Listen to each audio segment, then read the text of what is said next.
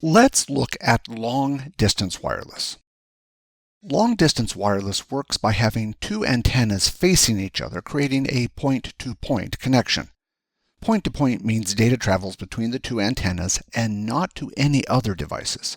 Thus, the antennas provide a bridge connection combining two different networks together.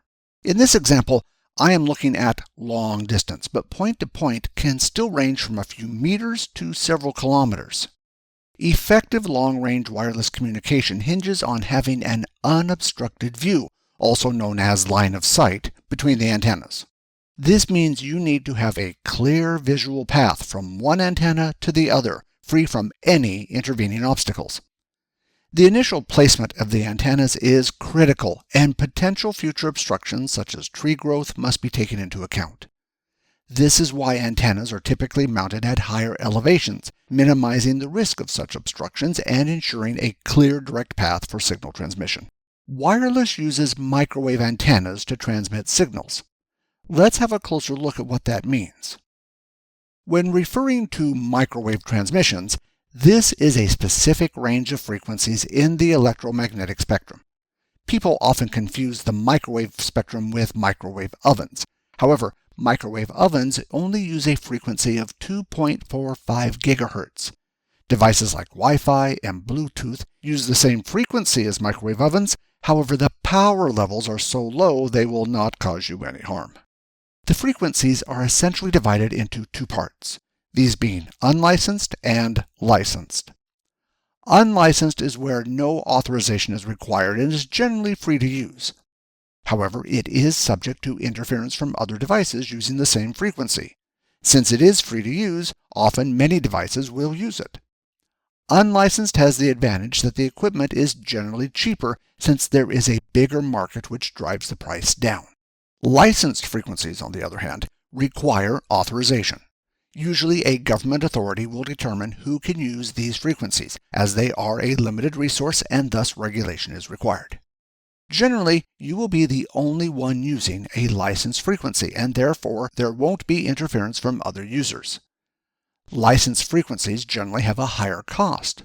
Often a fee will be required to use such a frequency, which is an additional cost over unlicensed. Also, the equipment generally costs more than unlicensed since the market is not as big.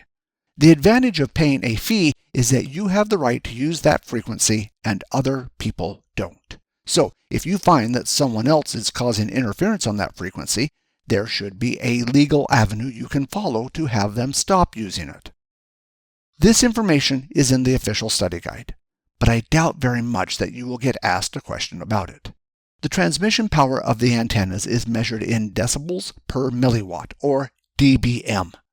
To get a better signal over longer distances, you want this to be as high as possible, but it will be limited by regulatory requirements.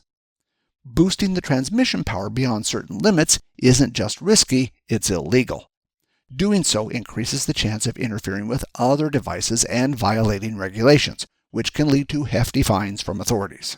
So, I would check your local regulations to make sure that you are compliant. Antenna gain is measured in decibels per isotropic, or dBi. This is a measure of how much the signal is boosted in a particular direction. Essentially, this is how focused the signal is rather than it being spread out.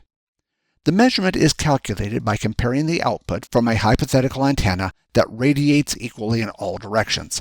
Thus, a higher value means the signal is more focused, which is what you want if you are transmitting over long distances.